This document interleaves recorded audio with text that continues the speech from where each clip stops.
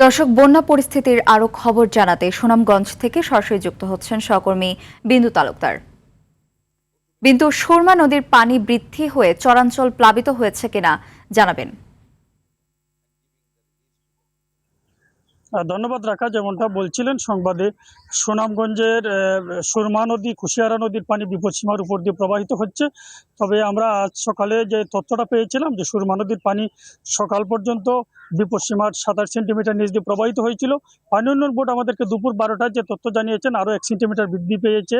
এখন সুনামগঞ্জের সুরমা নদীর সুনামগঞ্জ শহরের ষোলগড় পয়েন্টে বিপদসীমার 26 সেন্টিমিটার নিচ দিয়ে প্রবাহিত হচ্ছে। তবে একই নদীর উজানে ছাতকে বিপদসীমার 15 সেন্টিমিটার উপর দিয়ে প্রবাহিত হচ্ছে। পানি উন্নয়ন বোর্ড যেমনটি জানিয়েছেন আবহাওয়ার পূর্বাভাসের তথ্য দিয়ে যে সুনামগঞ্জ এবং সুনামগঞ্জের পার্শ্ববর্তী ভারতের মেঘালয় প্রদেশে যদি আরও ভারী বৃষ্টিপাত হয় তাহলে সুনামগঞ্জ শহর এলাকায় সুরমা নদীর পানি বিপদসীমার উপর দিয়ে প্রবাহিত হতে পারে।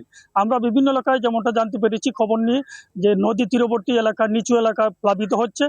পানি উন্নয়ন বোর্ড, জেলা প্রশাসন যেমনটা আশঙ্কা করছেন যদি বৃষ্টিপাত অব্যাহত থাকে তাহলে নিম্নাঞ্চলে সাময়িকভাবে বন্যা পরিস্থিতি সৃষ্টি হতে পারে।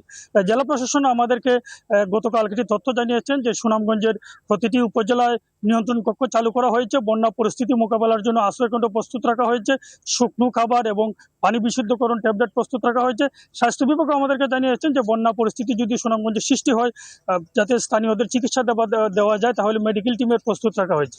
জেলা প্রশাসন পানি উন্নয়ন বোর্ড যেটা বলছেন যে যদি বৃষ্টিপাত অব্যাহত না থাকে, যদি বৃষ্টিপাত হ্রাস পায় তাহলে সুরমা নদীর পানিও হ্রাস পাবে এবং বন্যা পরিস্থিতির উন্নতি হবে। রাখা এই ছিল সুনামগঞ্জের সুরমা নদীর পানি এবং বন্যা পরিস্থিতি সর্বশেষ।